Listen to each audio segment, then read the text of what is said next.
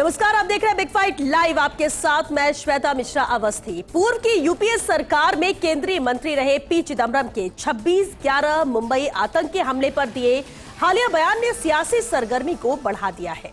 प्रधानमंत्री नरेंद्र मोदी ने कांग्रेस पर बड़ा हमला बोला और कहा कि 2008 के मुंबई हमलों के वक्त जब पूरा देश दर्द में था, तब कांग्रेस ने आतंकियों के सामने घुटने टेक दिए। जब मुंबई हमला हुआ था तो सेना पाकिस्तान पर हमला करने के लिए तैयार थी, लेकिन किसी दूसरे देश के दबाव में कांग्रेस सरकार ने देश की सेनाओं को पाकिस्तान पर हमला करने से रोक दिया। कांग्रेस को बताना होगा कि वो कौन था जिसने विदेशी दबाव में फैसला लिया और मुंबई व देश की भावना से खिलवाड़ किया। ऐसी कौन सी विदेशी ताकत के कहने पर हमला करने से रोका? अगर यूपीए सरकार के वक्त मजबूत और निर्णायक नेतृत्व होता तो आतंकियों को उसी भाषा में जवाब मिलता। आज का भारत अब चुप बैठने वाला नहीं है। आज का भारत घर में घुसकर मारता है।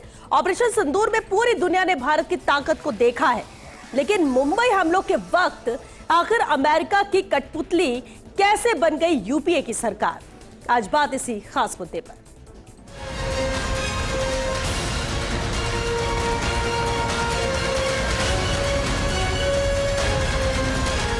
किसी दूसरे देश के दबाव के कारण कांग्रेस सरकार ने भारत की सेनाओं को पाकिस्तान पर हमला करने से रोक दिया।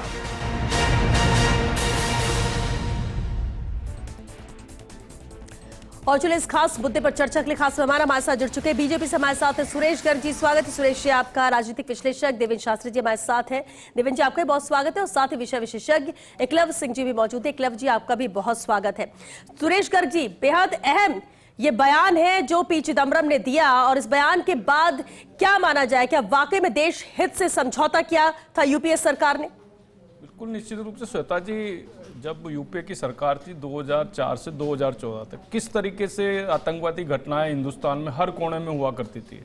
अब बताइए 26/11/2008 की घटना कितनी बड़ी घटना थी। उसमें 175 लोग निर्दोष लोग मारे गए, 300 से ज्यादा लोग घायल हुए और सेना बिल्कुल तैयार थी। सेना पाकिस्तान पे आक्रमण करने के लिए तैयार थी, आतंकवादियों को नस्तानाबूद करने के लिए सेना तैयार थी। लेकिन विदेशी दबाव के चलते कांग्रेस ने, यूपीए सरकार ने निर्णय नहीं लिया। तो इससे दर्शाता है कि इनका किस तरीके से पाक प्रेम है। पाकिस्तानी प्रेमी लोग थे। याकूब मेनन की देखिए आप, याकूब मेनन को 2015 के अंदर रात को सुप्रीम कोर्ट का दरवाजा खटखटाते हैं। ये रात को सुप्रीम कोर्ट पे जाते हैं उसकी फांसी को रुकवाने के लिए। बटाला इनकाउंटर के अंदर सोनिया गांधी जी आंसू बहा रही है। बताओ इनका किस तरीके का पाक प्रेम है। तो इससे दर्शाता है कि साहब इस हिंदुस्तान को कमजोर करने के लिए इन्होंने बहुत कुछ कोशिश की है। लेकिन 2014 के बाद में एक मजबूत सरकार आई है, भारतीय जनता पार्टी की, नरेंद्र मोदी जी की सरकार। मजबूत सरकार है कि 2014 के बाद में हिंदुस्तान में आप देख लीजिए कहीं पे भी, कश्मीर को छोड़ के, कश्मीर के भी कुछ भाग को छोड़ के कहीं पे भी कोई आतंकवादी घटना नहीं हुई है। इससे 2014 से पहले आपने हिंदुस्तान के किसी भी कोने में, चाहे जयपुर हो, चाहे बॉम्बे हो, चाहे अहमदाबाद हो, दिल्ली हो, कहीं भी हर जगह पर आतंकवादी घटनाएं होती थी और हाथ खड़े रह जाते थे। सेना को मतलब खुली छूट देने की तो मतलब ही नहीं उनका।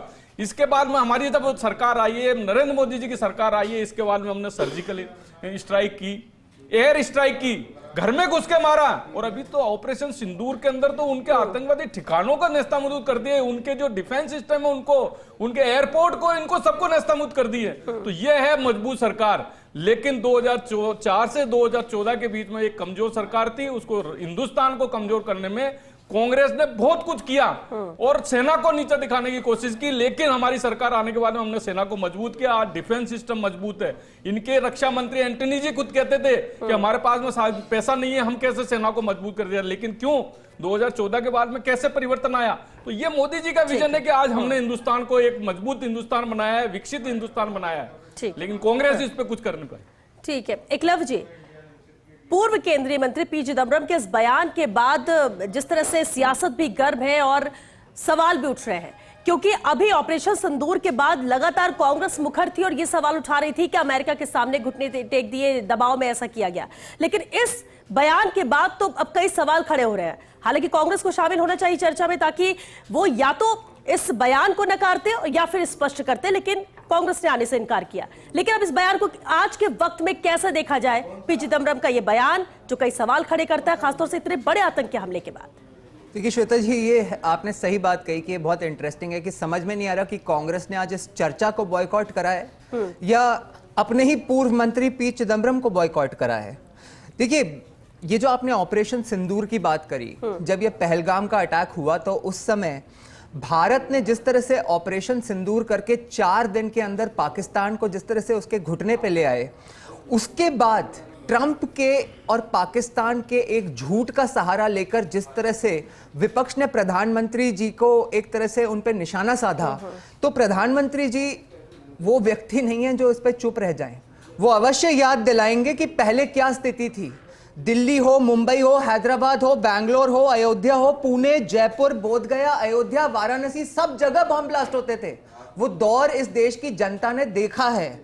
आपको ध्यान होगा कि जब हमारे संसद पर आतंकवादी हमला हुआ तो उसके बाद अटल बिहारी वाजपेयी जी की सरकार ने एक संवैधानिक तरीके से आतंकवाद से निपटने के लिए एक पोटा का कानून बनाया। 2004 में जब यूपीए की सरकार बनी तो सबसे पहला काम जो उनने करा, उस पोटा के कानून को रिपील कर दिया। देश के अंदर हमारे अभी देखिए कि एक और देश बना हुआ है और इस समस्या का समाधान भी मोदी जी ने दिया है। एक ऐसा देश हमारे देश के अंदर बना हुआ है जो इस देश को, भारत को इस्लामिक रिपब्लिक ऑफ इंडिया बनाना चाहता है। आपने देखा होगा कि जब ये पहलगाम का अटैक हुआ तो ऑपरेशन सिंदूर करने से पहले सबसे पहला जो भारत ने डिसीजन लिया वो ये था कि 48 घंटे के अंदर यहां जितने भी पाकिस्तानी जो इंडियन वीजा पे हैं और जिनका वीजा एक्सपायर हो चुका है वो 48 घंटे के अंदर बॉर्डर पार जाएं वापस अपने देश। 2008 का भी जब मुंबई का आतंकवादी हमला हुआ श्वेता जी, जिसके बारे में प्रधानमंत्री जी ने बात करी, तो उस समय हमारे जो वायुसेना के अध्यक्ष थे उन्होंने प्रधानमंत्री मनमोहन सिंह जी को बताया कि उनकी पूरी तैयारी है कि वो अक्रॉस द बॉर्डर जाके आतंकवादियों के जो टेरर कैंप्स हैं उनको ध्वस्त कर सकते हैं। और उसी के बारे में चिदम्बरम जी ने भी बात करी कि हमारी सेना तैयार थी परंतु वो डिसीजन नहीं लिया गया। आतंकवाद के तमाशा करने वालों के साथ अमन की आशा रचाई जा रही थी। तो प्रधानमंत्री तो ये सब याद दिलाएंगे ना श्वेता जी। बिल्कुल।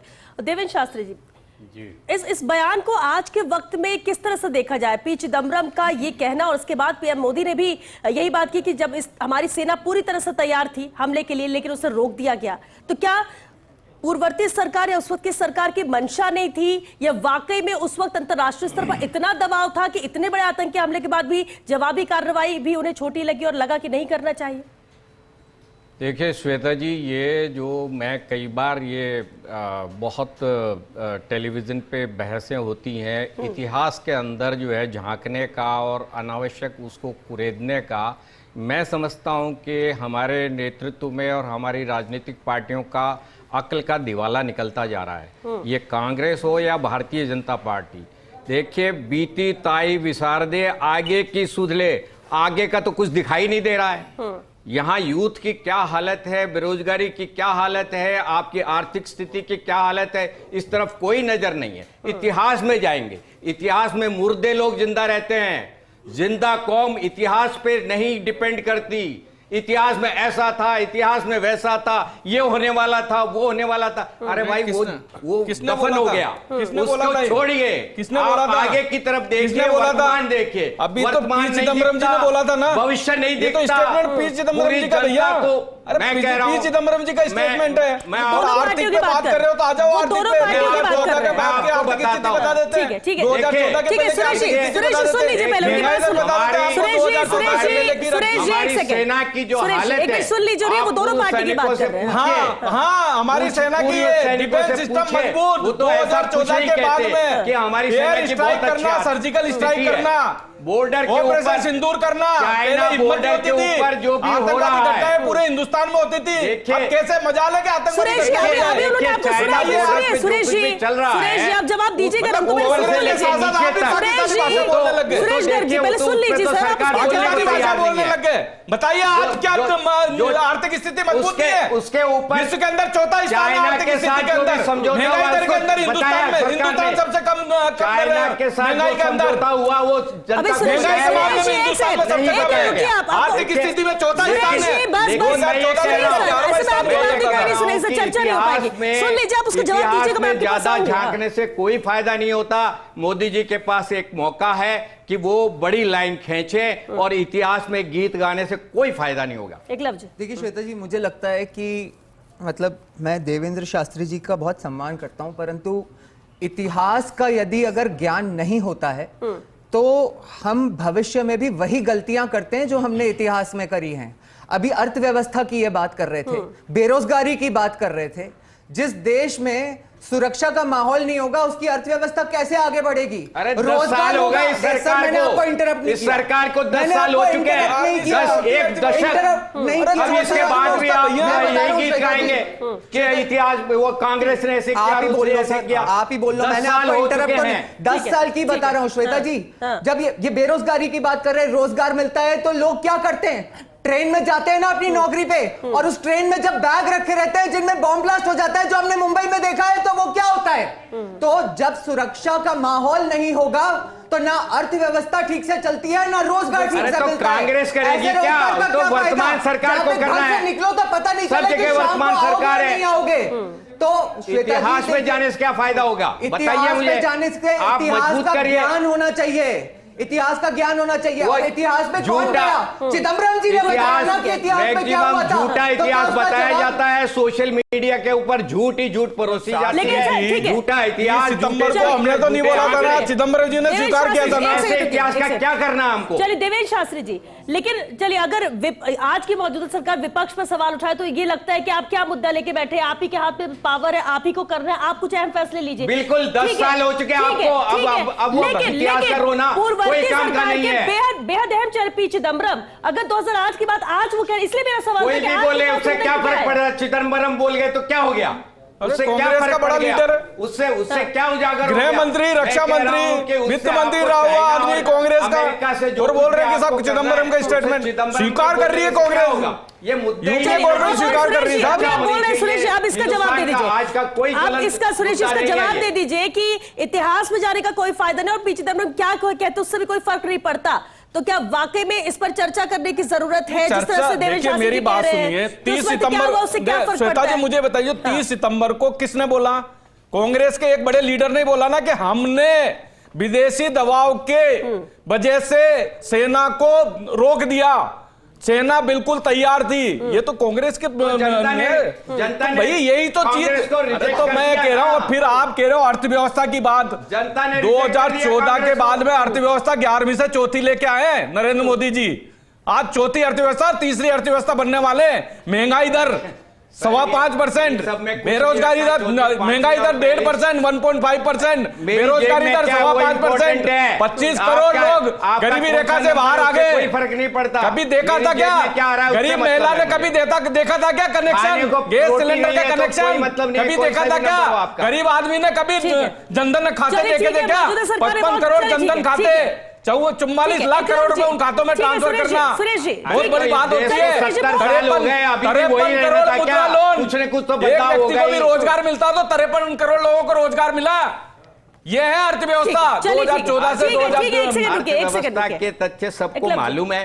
मैं ये हकीकत कह है, रहा हूं हकीकत है। कि मौजूदा सरकार के पास एक अवसर है, वो बड़ी लाइन खींच सकती है। वो इतिहास में ये गीत गाने के बजाय भविष्य के अच्छे गीत गाएं तो मैं समझता हूं कि जनता भी अप्रिशिएट करेगी। ठीक है। जनता को चलिए, इतिहास आपने कहा कि गिनाने इतिहास से में कोई फर्क नहीं जाकर पड़ने इतिहास के वाला। गीत गाने की जरूरत नहीं है, लेकिन एकलव्य जी, अगर इतिहास में कुछ ऐसा हुआ है जो पर्दे के पीछे था, जिसकी जानकारी किसी को नहीं थी, और वही पार्टी आज अगर सवाल उठाती कि हमारी सरकार में तो हमने कितनी मजबूती के साथ बात रखी, और इसके बाद उन्हीं का मंत्री जो उस वक्त रहा और वो कुछ कहे, तो क्या उसे नजरअंदाज करना चाहिए? और क्या पार्टी से किसी व्यक्ति का इस तरह का बयान देना पार्टी के लिए नुकसानदायक है? आपको लगता है कि सिर्फ लोकतांत्रिक विमर्श के लिए ये एक मौका है इस तरह के मुद्दे, इस तरह के बयान? देखिए श्वेता जी, मोदी जी का जो ट्रैक रिकॉर्ड है 2002 से पहले, जब वो 2001 में मुख्यमंत्री बने थे गुजरात के, उससे पहले हर वर्ष गुजरात में 10-20 बॉम्ब ब्लास्ट हुआ करते थे। और 2002 के बाद से लेके और 2014 तक उनके नेतृत्व में गुजरात में जिस तरह की शांति स्थापित हुई, और भारत में जो चल रहा था, लोगों ने यूपीए का जो भ्रष्टाचार था ना, सिर्फ उसके कारण 2014 में मोदी जी को एक ऐतिहासिक बहुमत नहीं दिया था, इसलिए भी दिया था कि गुजरात मॉडल का जो शांति का जो मॉडल उन्होंने स्थापित किया था वो पूरे भारतवर्ष में करें, और वही उन्होंने करके दिखाया है। तो इतिहास में जो हुआ है, ये राजनीतिक पार्टियों को पूरा अधिकार है कि यदि अगर कोई आरोप लगता है या कोई ऐसी महत्वपूर्ण चर्चा होती है तो उस पर विमर्श हो, ताकि देखिए श्वेता जी, अभी इन्होंने कहा ना कि 10 वर्ष हो चुके हैं, खुद ही कहा इन्होंने, तो 10 वर्ष हो चुके हैं ना, तो एक नई जनरेशन आ चुकी है इस देश में जो वोट डालेगी। 15 वर्ष हो जाएंगे जब अगली बार वोट डालने जाएंगे लोग तो मोदी जी के लिए, तो उन्हें कई ऐसे लोग हैं जिनको पता ही नहीं है कि यूपीए कार्यकाल में क्या होता था। तो आज तो जब चिदम्बरम जी खुद ही अगर बता रहे हैं तो उस पे जैसे कहते हैं कि बीजेपी क्यों नहीं उसका एक तरह से फायदा उठाएगी और उठाना भी चाहिए। देवेंद्र शास्त्री जी, देखिए, मैं ये मानता हूं कि इतिहास से सीखने की तो जरूरत है, लेकिन इतिहास में समय बर्बाद करने की कोई आवश्यकता नहीं है। वर्तमान सरकार को कांग्रेस के किए हुए काले कारनामों का एडवांटेज लेने की बजाय मैं एकलव्य जी से कहता हूं कि इस सरकार को अपने अच्छे कार्यों के आधार पर मांगना चाहिए। कांग्रेस को बुरा कह करके या बुरा साबित करके आप अगर एडवांटेज लेना चाहते हैं तो मैं समझता हूं कि ऐसी सरकार नाकारा सरकार कहलाएगी। वो काम नहीं कर सकती है, वो दूसरे की बुराई करके अपने को श्रेष्ठ साबित करना चाहती है। तो मैं समझता हूं कि इतिहास से आपको सीखना जरूर चाहिए, सीखना जरूर चाहिए, लेकिन आप दूसरे से एडवांटेज लें कि साहब वो खराब है इसलिए आप हमको स्वीकार करिए, तो मैं समझता हूं कि हमारी राजनीति छोटी सी बात है श्वेता जी, आपकी इजाजत से। आप देखिए कि ये इतने एक्सपीरियंस राजनीतिक विश्लेषक हैं, आप ये बताइए राजनीति में होता क्या है? जब लोग वोट मांगने के लिए जाते हैं जनता के बीच में, तो क्या एक जनता कंपैरेटिव एनालिसिस नहीं करती कि ये क्या करते थे, ये क्या कर रहे हैं, और जो उनको बेटर लगता है उनको वोट देते हैं। तो आज अगर प्रधानमंत्री जी गिनवा रहे हैं कि भाई एक तरफ ये है जिसमें ये होता था और एक तरफ मैं हूं जिसने शांति स्थापित करी है, इंश्योर करा है कि आपके बच्चे सुरक्षित हैं, इस देश में आतंकवाद की घटनाएं नहीं होती, वो तो सत्ता में है, उनको कौन सा आज वोट चाहिए? वो तो सत्ता में है, उनको तो काम करने के लिए कहा गया है, उनको ये बताने के लिए नहीं कहा गया कि कांग्रेस कैसी थी और आप कैसे हैं। देवेंद्र शास्त्री जी कह रहे हैं कि अपने जो काम किए उनकी बात करिए, लेकिन कभी भी जब आप अपनी अच्छाई या अच्छे बेहतर काम बताएंगे तो उसके लिए आप जब तुलनात्मक बताते हैं तो शायद वो ज्यादा असर करता है। नहीं, तुलना आप कांग्रेस से तुलना करना चाहते हैं तो इसका मतलब आपके पास और अपना विजन नहीं है। देखिए, कांग्रेस से कोई तुलना भारतीय जनता पार्टी को नहीं करनी चाहिए। मैं समझता हूं कांग्रेस का शासन भारतीय जनता पार्टी बताना पड़ेगा। श्वेता जी, फर्क बता पाओगे, फर्क कैसे आएगा? श्वेता जी, 50 करोड़ जनधन अकाउंट, 4 करोड़ गरीब परिवारों को घर, 10 करोड़ गैस, मुफ्त गैस कनेक्शन, 12 करोड़ शौचालय, 14 करोड़ घरों में नल से जल, क्या वो ये सब नहीं बताते हैं क्या? 1 लाख किलोमीटर के नेशनल हाईवे, अरे तो कितने बार अरे तो मोबाइल मैन्युफैक्चरिंग में दुनिया में नंबर 2, ऑटोमोबाइल मैन्युफैक्चरिंग में दुनिया में नंबर 3, डिजिटल ट्रांजैक्शंस में दुनिया में नंबर 1, ये सब बताते हैं, लेकिन कंपैरेटिव एनालिसिस तो होगा ना। सुरक्षा क्या इंपॉर्टेंट मुद्दा नहीं है देश के लिए? तो उसमें इस देश की सरकार ने प्रधानमंत्री मोदी जी के नेतृत्व में जो अचीव करा है कंपैरेटिवली, वो तो वो बताएंगे ना, स्पेशली जब इतनी इंपॉर्टेंट बात हो रही हो तो। देखिए, मुझे ये समझ में नहीं आ रहा कि इनको अगर मान लो कि ये कंपैरिजन कर रहे हैं कि 2004 से 2014 के बीच में हिंदुस्तान की क्या स्थिति थी कि आतंकवादी घटनाएं होती थी और सेना को छूट नहीं दे रखी थी। नहीं, पाकिस्तान के ऊपर आक्रमण नहीं करोगे, भाई क्यों नहीं करोगे? तो ये तो बताना पड़ेगा ना, क्यों? ऐसी क्या मजबूरी थी? क्या मजबूरी थी यूपीए सरकार की, कांग्रेस की, जो सेना को छूट नहीं दे रखी थी? मोदी जी के आने के बाद में क्यों संभव हुआ ये चीज? मोदी जी तो विदेशी ताकतों के लेकिन चलिए ठीक है, देवेंद्र जी कह रहे हैं कि इतिहास में नहीं जाना चाहिए, चलिए ये भी मान लेते हैं कि आज की बात करते हैं, भविष्य को देखते हैं। लेकिन आज इतने सालों बाद पी चिदम्बरम का ये बयान आना, इसके क्या माने निकाले जाए? इस टाइमिंग को कैसे देखें? अभी तो कोई लोकसभा चुनाव भी नहीं है, या अचानक से इस तरह के बयान आना, ये भी तो सवाल खड़े करता है कि क्यों? या उनको ऐसा लगा कि सच्चाई जो है, या फिर कोई सवाल उठा इसलिए उन्होंने अपने अंदर की बात या फिर जो भी पर्दे में था उसे बाहर निकाल दिया? देखिए श्वेता जी, मुझे लगता है कहीं ना कहीं कांग्रेस में भी ऐसे बहुत सारे मैच्योर्ड लीडर्स हैं जो आत्मचिंतन करते हैं, और पी चिदम्बरम उन्हीं में से एक हैं। आपने देखा होगा कि जब ये वोट चोरी की बात होती है बिना तथ्यों के, तो तो पी चिदम्बरम जी का उस पे एक विभाजित मत रहता है।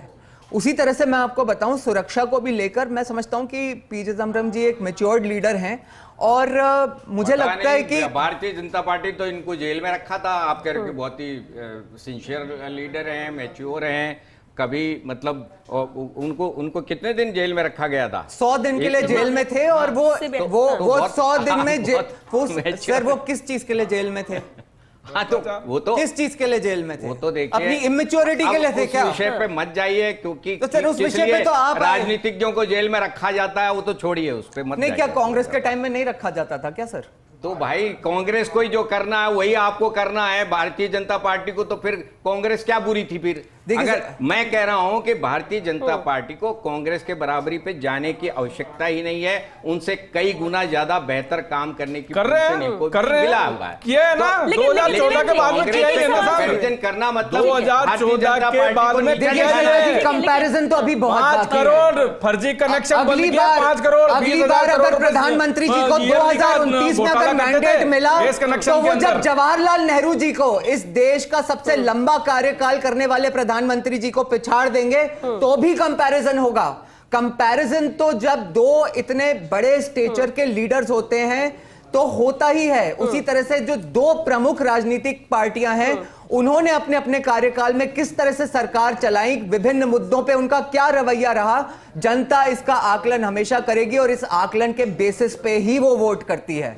आज क्या लालू राज की बात नहीं होती? 20 वर्ष हो चुके ना।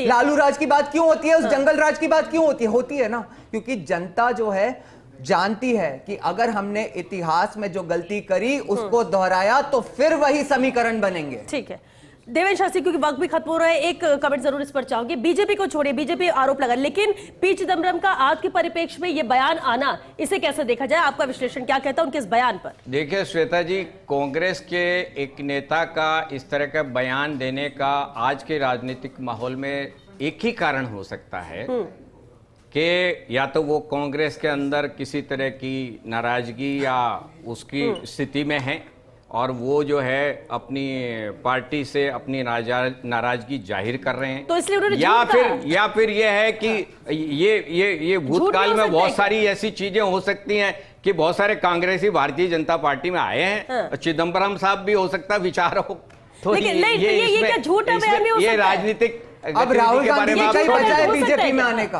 अब राहुल गांधी जी का ही बच गया है बीजेपी में आने का। मतलब जो कुछ तथ्य रख दे देश के सामने वो कांग्रेस छोड़ के बीजेपी में आना चाहता है, तो बस अब तो राहुल गांधी जी बचे हैं जो बीजेपी में आने के लिए। मैं आपको एक बात बताना चाह रहा हूं कि ये जो पॉलिसीज होती है, जब वॉर लाइक सिचुएशन के अंदर क्या फैसला होता है, वो अब मौजूदा सरकार से कुछ भी छुपा हुआ नहीं है। हर डॉक्यूमेंट इनकी नजर के अंदर है। चिदम्बरम क्या बताएंगे? चिदम्बरम से 10 गुना ज्यादा एक्सेस जो है वर्तमान सरकार के पास है कि उस वक्त क्या हुआ था, किसने क्या कहा था, सारे रिकॉर्ड पे रहता है। आर्मी के अंदर पूरी की पूरी डिटेल रहती है। तो इसमें क्या है, उनके कह देने से पहाड़ टूटने वाला है? सरकार को तो सब पता है क्या हुआ था, क्या नहीं हुआ था। कांग्रेस के ये जो सीनियर लीडर्स हैं उनको भाजपा से तो ज्यादा ही एक्सपीरियंस है ना सरकार चलाने का। तो जब वर्तमान में जब पहलगाम का अटैक हुआ तो क्या उनको नहीं पता था कि वॉर के टाइम में क्या होता है? और जब कोई मतलब सेना जब हमारी कोई ऑपरेशन करती है तो हमारा क्या व्यवहार होना चाहिए, हमें सार्वजनिक पटलों पे किस तरह के बयान देने चाहिए, या अपने प्रधानमंत्री का ही पोस्टर जारी कर देना चाहिए उसका सर धड़ से अलग करके? तो देखिए श्वेता जी, ये राजनीति है। अगर राजनीति एक तरफ से होगी तो उसका जवाब दूसरी तरफ से भी आएगा। क्योंकि वक्त खत्म हो रहा है। देवेंद्र शास्त्री जी ने एक बात कही कि हो सकता है पार्टी से नाराजगी हो। दो बातें हैं, पार्टी से नाराजगी है तो क्या झूठा बयान दे रहा है, या पार्टी से नाराजगी के मद्देनजर जो अंदर छुपी हुई बात या दिल में दबा रखी है दशकों से, उस बात को बाहर निकाल दिया, उस राज को बाहर निकाल दिया? दोनों तरह से इसे देखा जा सकता है। और अगर ये झूठा बयान है तो कांग्रेस को आकर अपनी बात रखनी चाहिए थी, और अगर सही है तो शायद कांग्रेस मौन है। इसीलिए देखिए श्वेता जी, मैं तो बहुत सिंपल मानता हूँ कि एक एज की भी मैच्योरिटी होती है, एक एक्सपीरियंस की भी मैच्योरिटी होती है, और कहीं ना कहीं चिदम्बरम साहब उस कॉटरी से नहीं घिरे हुए हैं जिससे राहुल गांधी जी घिरे हुए हैं। उनके अभी भी जो उनके कान हैं, वो जैसे कहते हैं ईयर्स ऑन द ग्राउंड, वो अभी भी हैं। वो जनता की भावना को कहीं ना कहीं समझते होंगे और इसीलिए उन्होंने आज ये बयान दिया है। श्वेता जी, मैं एक पॉइंट यहाँ पे रखना चाह रहा हूँ कि देखिए, वॉर लाइक सिचुएशन में जो मौजूदा सरकार होती है और जो आर्मी होती है उसकी अंडरस्टैंडिंग होती है। अभी रिसेंटली जब ये ऑपरेशन सिंदूर हुआ तब भी एक सवाल उठा था विपक्ष की तरफ से कि साहब ये बीच में कैसे खत्म कर दिया गया। देखिए, उस पे सवाल उठाना मैं समझता हूं कि नाजायज है। वो जो मौजूदा सरकार है और आर्मी है वो एक रणनीतिक फैसला करती है। उस वक्त ये सवाल उठाना गलत है और यही सिचुएशन ये है कि साहब तब तो आर्मी तैयार थी, आर्मी को एक 26/11 पे क्लीन चिट देने की बात मैं समझता हूं कि इतनी बड़ी घटना हो गई, 175 निर्दोष लोग मारे गए, 300 से ज्यादा घायल हो गए। आप इशू को छेड़ना ही नहीं चाहिए। मैं मतलब आप छेड़ना ही गलत है। चलिए ठीक है, चाहे वो चिदम्बरम हो और चाहे मोदी जी हो, इस तरह के सेंसिटिव इश्यूज पे जनता को गुमराह करने की कोई आवश्यकता नहीं। चलिए ठीक है, क्योंकि वक्त खत्म हो चुका। बहुत शुक्रिया आप सभी का इस चर्चा में शामिल होने के लिए। तो क्या 2008 के आतंकी हमले के बाद यूपीए सरकार अमेरिका की कठपुतली थी? कई ऐसे सवाल उठ रहे हैं और ये सवाल इसलिए क्योंकि पी चिदम्बरम ने जो बयान दिया कि सेना तैयार थी लेकिन हमले से रोक दिया गया। अब इसको लेकर इस बयान के बाद ही बवाल मचा है। अपने अपने तर्क, अपनी अपनी बातें कही जा रही, सबके अपने अपने विचार है कि क्या अब 2008 की बात करने का कोई फायदा है उससे अपने भारत के भविष्य के मद्देनजर, या फिर ये जरूरी है, या इस पर विचार होना चाहिए। या फिर सवाल उठता है कि अगर वाकई में अंतर्राष्ट्रीय स्तर पर दबाव था तो ये भी चीज क्लियर हो जानी चाहिए कि आखिर दबाव किस कंट्री का था, किस पर था, क्यों ऐसा फैसला लिया गया, वो बात भी सही हो जानी चाहिए। लेकिन उससे अहम सवाल ये उठता है कि अगर पी चिदम्बरम जो कि इतने अहम नेता, अहम चेहरे हैं कांग्रेस के, अगर वो ऐसा बयान देते तो कांग्रेस को भी सामने आकर इस बयान को लेकर अपनी बात रखनी चाहिए, जो कि नहीं किया गया। चलिए 6 बिग फाइट लाइव में आज के लिए बस इतना ही। नमस्कार।